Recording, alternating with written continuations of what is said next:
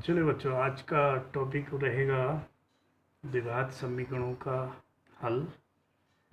द्विघात समीकरणों का हल का अर्थ हुआ चर का मान ज्ञात करना।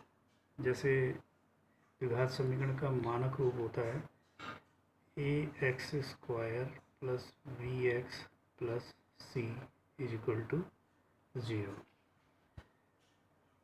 द्विघात समीकरण को हल करने के लिए द्विघात समीकरणों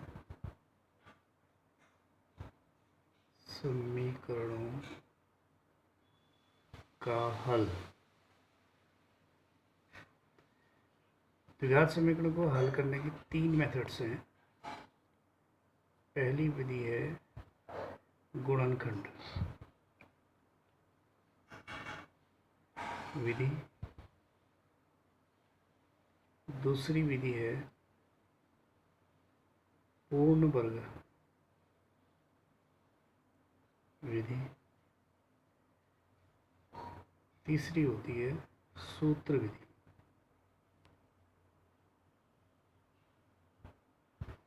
तो मैं आज आप लोगों को पहली विधि से द्विघात समीकरणों का हल समझाऊंगा। तो आप लोग अपनी किताब खोल लेंगे। किताब में पेज नंबर 85 और प्रश्नावली 4.2 किताब ज़रूर खोल लें। किताब खोलते हैं तो पाएंगे प्रश्नावली 4.2 का जो पहला प्रश्न है, इसमें गुणनखंड विधि से निम्न द्विघात समीकरणों के मूल ज्ञात कीजिए। जल्दी से किताब खोलें, देखें। तो इसका पहला द्विघात समीकरण है x² minus 3x minus 10 is equal to 0। अब थोड़ा इस समीकरण को देखिए, ये द्विघात समीकरण का मानक रूप है। द्विघात समीकरण का मानक रूप है। तो इसके साथ जब तुलना करते हैं हम, देखो x² का जो गुणांक है वो a, x का गुणांक b, अचर पद c। यहाँ तुलना करते हैं, x² के पीछे कुछ नहीं दिख रहा, तो इसका मतलब a की वैल्यू 1 हुई। यहाँ पर x का जो गुणांक है वो -3 है, जिसको हम मानक रूप में b से दिखाते हैं। अचर पद c, यहाँ पर उसकी वैल्यू है 10। तो इस समीकरण को हल करने का तरीका यह है कि जो बीच का पद है हमारा bx, यानी यहाँ पर -3x है, इसको हम दो खंड हैं। और खंडों को तोड़ने का तरीका मैं बता रहा हूँ। आपको पहले ज्ञात करना है a इंटू सी, ये रफ काम हुआ, a इंटू सी ज्ञात करना है। और बच्चों x² का गुणांक a होता है, जो यहाँ पर कुछ नहीं दिख रहा है तो 1 है, गुणा c -10 है, लेकिन हम यहाँ पर माइनस का ध्यान नहीं रखेंगे क्योंकि रब में काम कर रहे हैं। तो इन दोनों का गुणनफल 10 हुआ। अब b को देखिए, b वास्तव में -3 है, लेकिन रब पे हम 3 लिख रहे हैं। अब 10 के ऐसे दो खंड करने हैं जिनका जोड़ या घटाना 3 होना चाहिए। तो अगर आप इसको गौर से देखेंगे, इसके गुणनखंड करेंगे तो आप पाएंगे 5 गुणा 2, 5 गुणा 2 माने 5 दूना 10 हुआ, और 5 में से 2 घटाएंगे तो 3 मिलता है। यानी इसके दो खंड है, 10 के दो खंड हुए, 5 और 2, 3 नहीं 2, 5 और 2, 5 दूना 10। इन दोनों का गुणनफल ये आना चाहिए a गुणा सी के बराबर। और इन दोनों का जोड़ या घटाना, यहाँ पर घटाना हो रहा है तो 3 प्राप्त। तो यानी हम 3 की जगह लिखेंगे 5 ऋण 2। तो अब इस समीकरण को आगे बढ़ा रहा हूँ मैं। x² माइनस अपनी जगह है, 3 को लिखते हैं हम 5 - 2, x अपनी जगह आएगा -10 इज इक्वल टू 0। अब आप देख रहे थे यहाँ पर 3 पद है इस समीकरण में। अब ये 3 के 4 पद होने वाले कैसे? x² minus 5x minus into minus plus 2x minus 10 is equal to 0। अब समीकरण में देखिए 4 पद हो गए, 1 2 3 4। अब 2 का युग्म बना के हम उसमें कॉमन डॉट, यानी उभयनिष्ठ क्या है, तो 5 यहाँ है, यहाँ नहीं है, केवल x कॉमन है। तो हम देखते हैं कि x कॉमन लेते हैं तो यहाँ पर केवल x बचता है, ये x बाहर चला गया तो माइनस का 5। अब इन दोनों में देखिए 2 कॉमन है, 2 का भाग 10 में जाता है तो +2 कॉमन लेंगे तो यहाँ बचेगा केवल x, 2 से 10 में भाग दिया तो 5 बार। तो इस प्रकार हमको 4 पदों में से अब 2 पद मिले, एक पद पूरा यहाँ से यहाँ तक, एक पद ये। दोनों पदों में देखते हैं कि x - 5 कॉमन है, x - 5 कॉमन लिया तो यहाँ बचा x, यहाँ बचा 2 तो इज इक्वल टू 0 लेते।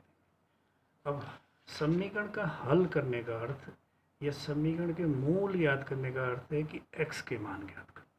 हम पहले से जानते हैं कि द्विघात समीकरण के 2 मूल होते हैं या 2 हल होते हैं। तो हम इसको लिखेंगे, एक छोटी सी लाइन खींच देंगे इस तरह से। एक बार लिखेंगे x - 5 बराबर 0 और यहाँ लिखेंगे x + 2 बराबर 0।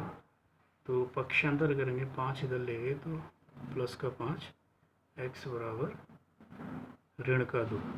अब उत्तर लिख देंगे 2, हमारे पास x के मान आ गए 5 और ऋण 2। तो यहाँ पर लिखेंगे समीकरण के हल, समीकरण के हल। तो छोटा बड़ा कुछ भी लिख सकते हैं, लिखने का तरीका वैसे होता है ऋण 2 तथा 5, ये आंसर है आपका। और इसी प्रकार मैं दूसरा प्रश्न भी ले रहा हूँ पहले का दूसरा प्रश्न है 2x², गौर से देखिए, +x - 6 = 0। तो यहाँ पर फिर तुलना करेंगे हम वही मानक रूप से। तो हम देखते हैं कि x² का गुणांक जैसे a कहते हैं वो 2 है, x के पीछे कुछ नहीं दिख रहा है, प्लस दिख रहा है तो इसका मतलब 1 है, अचर पर c है, यानी c जो है 6 है। यहाँ पर रफ में लिखेंगे हम a × c, तो a 2 हुआ, माइनस का ध्यान नहीं रखेंगे यहाँ पर 6, यानी 6 दूना 12। b देखिए, b माने x का गुणांक है, x के पीछे कुछ नहीं है तो 1 है।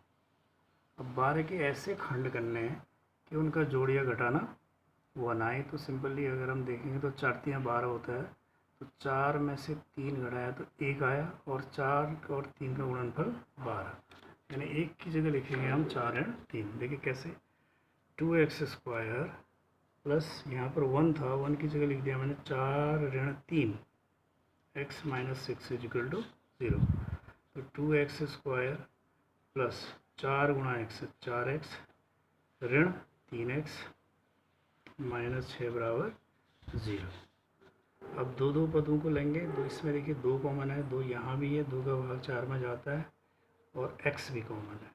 तो क्या मिला, 2x बाहर गया तो केवल x बचा। यहाँ पर 2 से 4 में भाग दिया, 2x बाहर चला गया। अब इन 2 पदों में देखिए दोनों में माइनस है, माइनस बाहर ले लेते हैं, अंदर दोनों प्लस हो जाएंगे। और 3 कॉमन लेंगे हम, क्योंकि 3 का भाग दोनों में जा रहा है। ये प्लस का x बचा, ये भी प्लस हो गया क्योंकि माइनस बाहर चला गया। 3 का भाग 6 में देंगे तो 2 = 0। और ध्यान ऐसा भी रखेंगे कि जो यहाँ पर निकल के आया वही यहाँ पर भी आना चाहिए।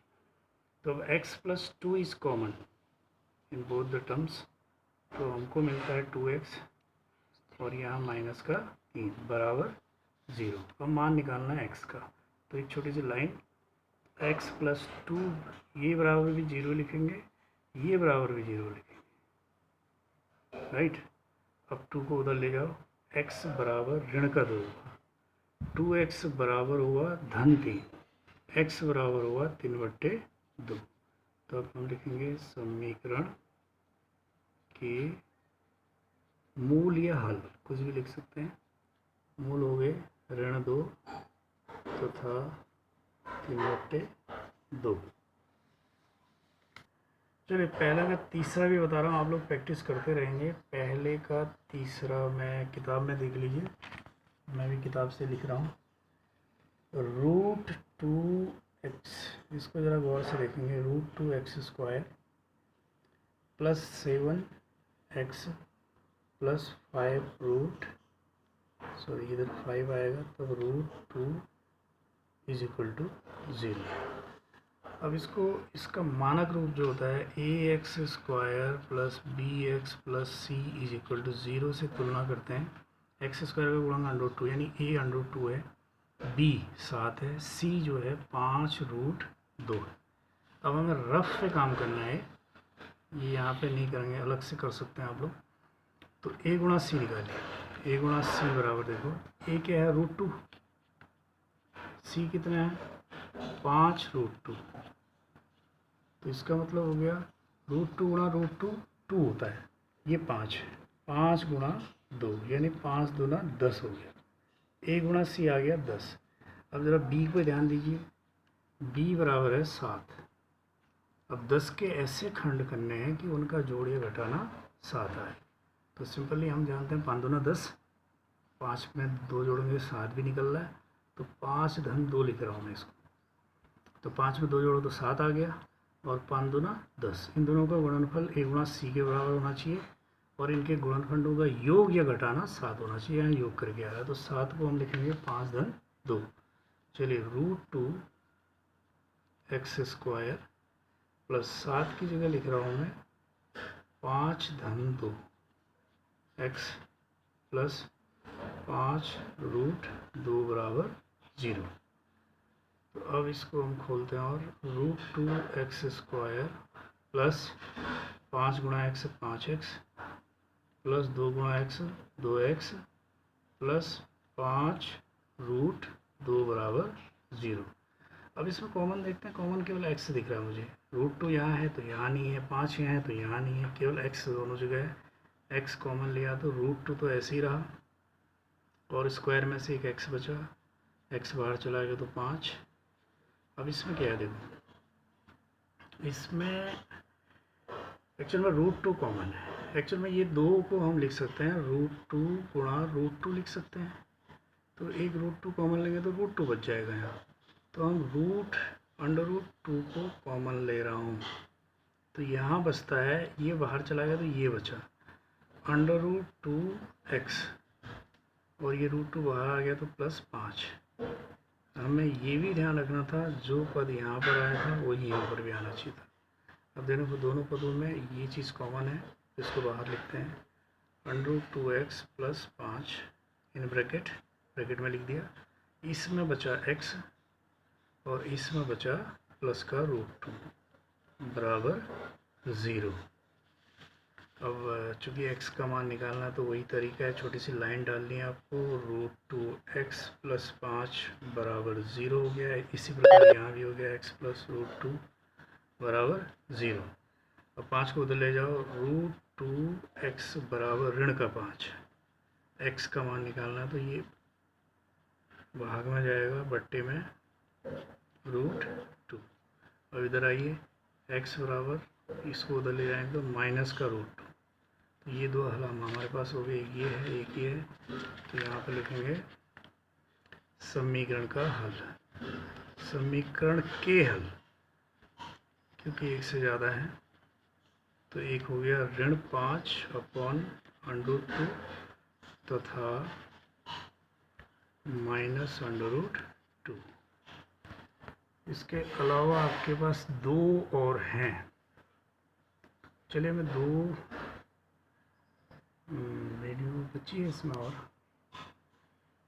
चलिए 2 आप लोग ट्राई करेंगे। अगर नहीं आता तो मुझे कमेंट में लिखिए, ये नहीं आ रहे हैं तो मैं दोबारा से हल करके फिर से आपको बताऊंगा। ओके, थैंक यू, ट्राई करो आप।